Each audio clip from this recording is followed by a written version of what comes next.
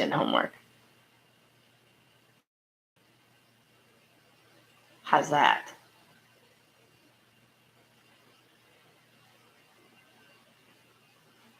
You do? Okay. That's weird though, because it shows that there's 0 people in this chat room right now. Okay. So you see like my pen, black pen moving around? Okay. All right. So this is your written homework. So we're going to do a ratio test. And wherever you see an n in the original, so there's 2 n's in there, we're going to replace it with an n+1 in parentheses. Then you have to divide by the original, aka multiply by the reciprocal. So that's how I get to this step. Okay, and I can send you like a picture of this too, if that's easier for you when you're like done, or if you're just copying it as you go. So I get to here. That's basically your setup of the ratio test. So what's kind of tricky about this is like we want these factorials and stuff to cancel like we did last time, right? Where you had the bases that were the same or whatever, but this one is definitely set up a little more complicated. So I said, well, anything squared means it's that thing times itself. So I rewrote this numerator here on the left like this, right? Because anything squared means it's just that times itself. And then I just recopied the other numerator. In the denominator, I just recopied it. You could distribute the k, though. I ended up doing it later, but I just rewrote it there because I was kind of dealing with the top left and the bottom right for right now. And then again, anything squared just means it's times itself. So once I got those n factorials, then I was like, now I can cancel. And it's kind of that same idea. Remember, n+1 factorial means that it's n+1 times n times n-1, and so on and so on. So as soon as you get a match, so like this isn't a match, but as soon as it gets a match, then it takes out the other one.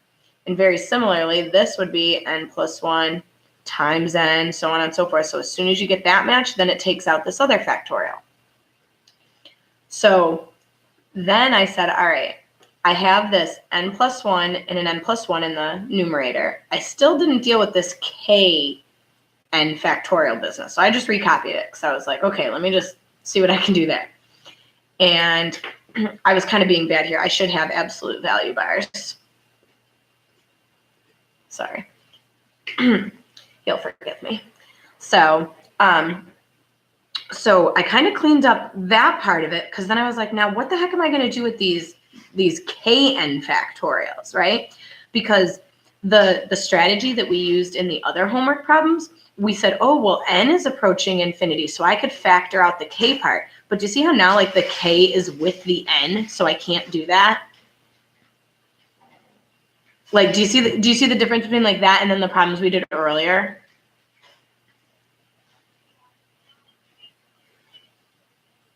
Yeah, like now these are attached. Like if this was just a k, right, then I'd be able to just like pop it out front. But now it's a k and an n. And since the limit is as n approaches infinity, now it's going to like mess with that. So I can't use that previous strategy. So I was like, okay, clearly I need to do something with this. And the trick is really in how you think of this denominator. So I started by distributing. So if you distribute the k across, let me scooch it up. Did I scooch it up too far? Is that okay? Okay, so I distributed the k, okay? And then I was like, all right, I'm trying to figure out how these two are related. Now, depending on the value of k, this will, be kind of different, right? Like if k is 1, I'm just going to do this off to the side because you'll need it for later. But like, so if k is 1, you have n+1, and then the next term would be n, and so on and so forth until you got to times 2 times 1. Because that's what a factorial is, right? Like 6 factorial is 6 times 5 times 4 times 3 times 2 times 1. Like a factorial is over when you get to times 2 times 1. But I don't know exactly what k is. So like if k is 2, right, then it'd be like 2n plus 2. Then the next term would be 2n plus 1, right? Because you subtract 1 every time. So I kind of wrote this. I said, all right, I'm just going to say like, you know, eventually, right, it's going to look like this. So if it's going to be kn plus k, and like eventually you're going to get to the point where it's kn plus 2, kn plus 1, and then kn. In how many of these terms there are in the denominator depends on the value of k. And so like that's kind of the tricky step, is because normally like that's a hard way to think of the factorial, but I had to think of it that way because that's the only way that I'm going to get this kn factorial in the numerator to be able to cancel out. So once you get that step, that those cancel out, now I just have this left. And then you have to remember what we're doing. You're doing a ratio test. So we want the limit as n approaches infinity of this hunk of junk to be less than 1. Like that was our goal. So now we know that we were testing the positive integers for k because that's what the problem it said. It said what positive integers for k make this converge. So I said, all right, let's take a look at k equals 1. Okay, so I said, well, if k is 1, and I kind of did it like up there to kind of show you, but if k is 1, when I go to kind of plug that in, it's not that like these, all those wouldn't exist. You almost have to like go back up to this step here, because if k is 1, then you just have n plus 1, right? Like that's why I have this n plus 1 here, because if k equals 1, then like this term here wouldn't exist. We just kind of we would just use those as like a placeholder to try to like figure out the pattern of it and when it would be equal to kn.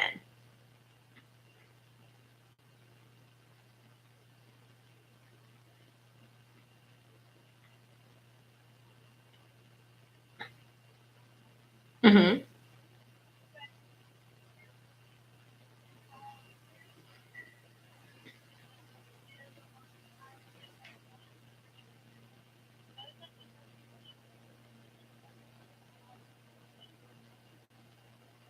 Exactly. So you could say that. So if one of these cancels though, then you're left with, sorry, I have to cough, hold on.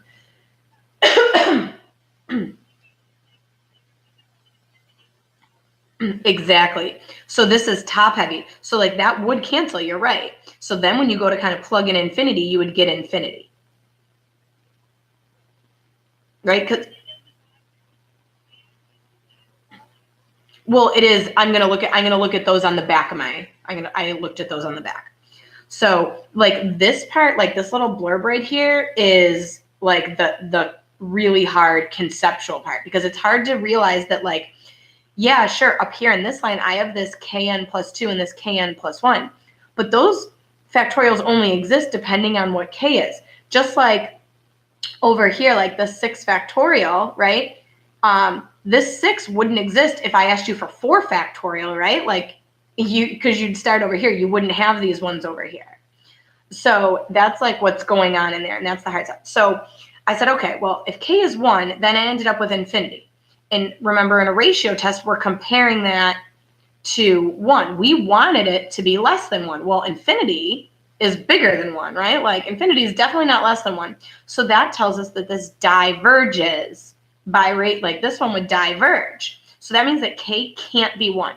So like the question was like, what positive integers for k make it converge? Like k equals 1 is out, because that makes it diverge, because infinity is bigger than 1. Does that part make sense?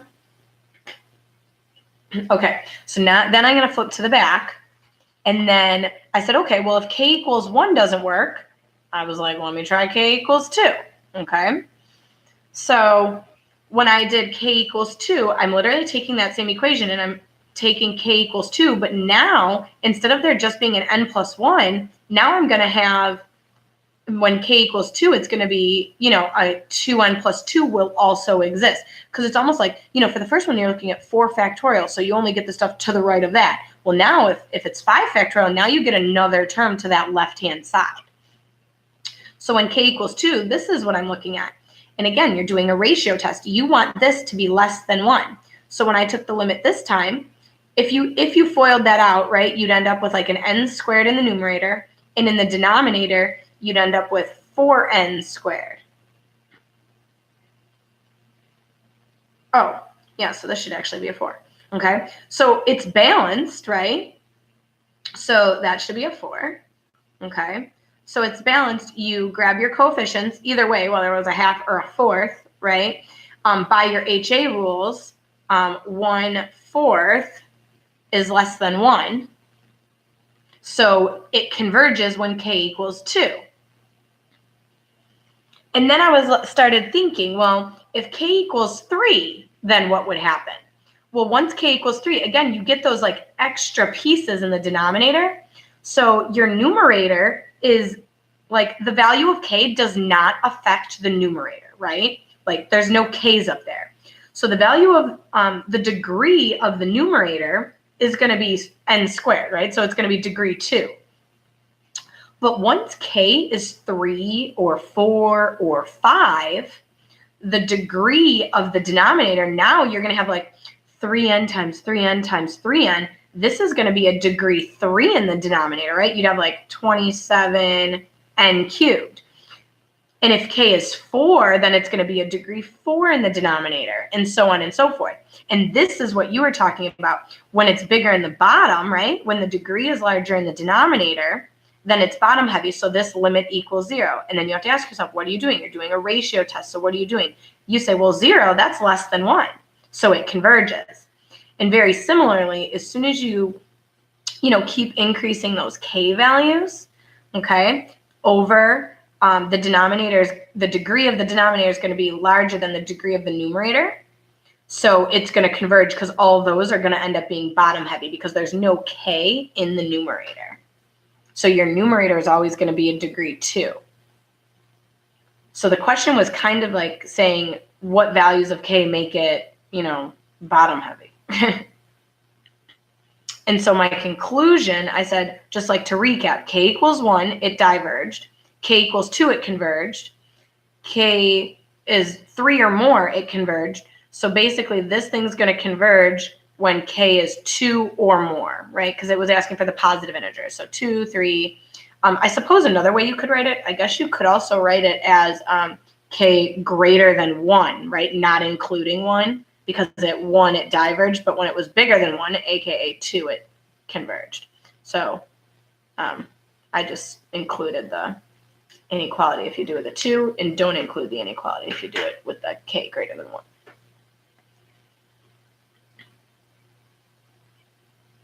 Was that like kind of helpful?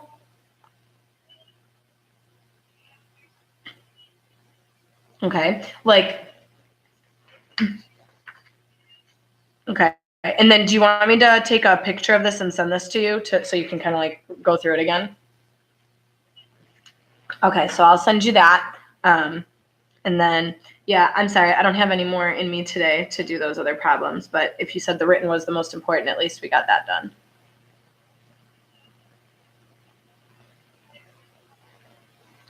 Okay. And then, so you'll be like, you don't have any homework like over the weekend. Your next assignment is, will he put up another, like, will you have a homework 21? Or, I mean, a 22?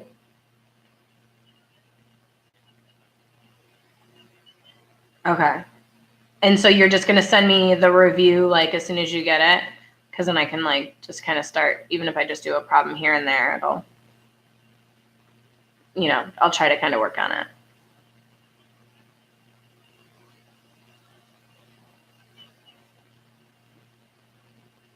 Okay. Yeah, because it's getting a little late. So, all right. Well, you have a good rest of the day. And then, yeah, so.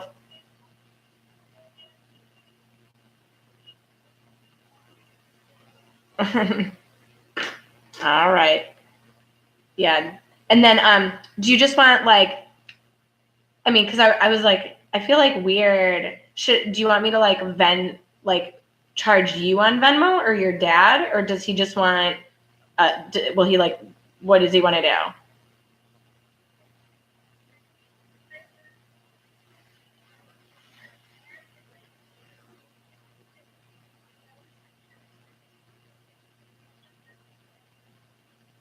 Okay. All right. And then, well, I just like, cause it's weird to like do it like every single day. That's weird. I was just gonna like, you know what I mean? You just want to wait and well, for like this weekend or something, or is it?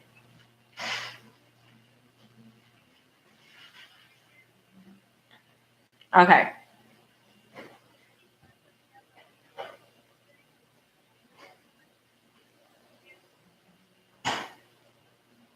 Okay. And then so all right, I'll like do like a little tab and then we'll kind of figure that out. Cause I feel like it's weird, like because it's like weird to do it like every single day. You know what I mean? It's probably easier just to like, wait till it's kind of a chunk and then just do it all at once or a couple times or whatever. Okay. All right. Well, you have a good night. All right, bye.